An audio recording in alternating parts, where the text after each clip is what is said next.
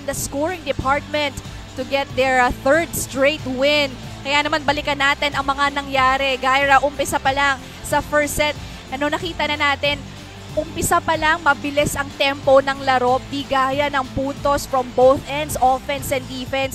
Pero it was actually Caloocan, able to exhibit more aggressiveness at determination dito sa set number 1. Yes, Caloocan showed that they were just enjoying the first set. Kaya nag-translate yung laro nila, yung energy nila into their game. Yes, veterano moves ang nakita natin kay Sara Verusao. Pero pagdating ng second set, this is where we saw a lot of engagement coming from Janet Tulang from the middle. Kaya naman, Venice Puzon maximized the contribution of Tulang in the middle. Still, seesaw battle ang nangyari, but Rizal displaying more composure, as the games went down the wire. I think this is also the set that they finally found their footing and, actually knew who they are and had the chance to be more confident in their level of play. I can also say Dolorito has played really well here in the second set.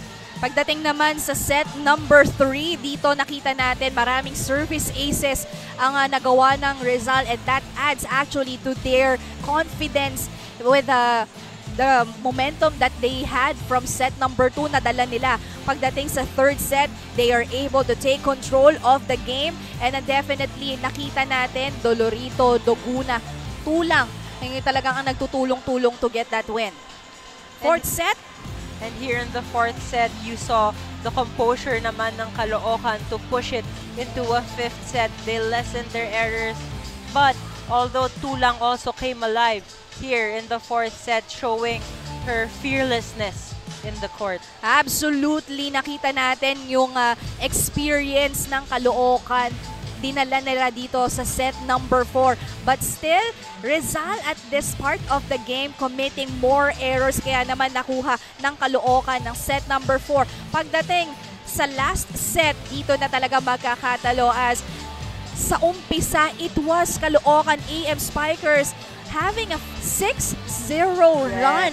At inunti-unti nga ng Rizal, kaya naman sila nakabalik, going to, the 8-point dalawa ang naging kalamangan na lang dito ng Caloocan AM Spikers. Pero sino ba ang naging susi para makuha or makahabol dito ang Rizal, Gyra? There were actually, for me, there's actually 3, even though there's only one queen of the court. First of all would be, of course, Jaja Tulang, because she was really fearless in this set. Second one would be Puzon, because this wouldn't be possible. This win wouldn't be possible without her. Third would be Doguna, as she was aggressive also. When there weren't times that you could set to Tulang, she made a way to make that point.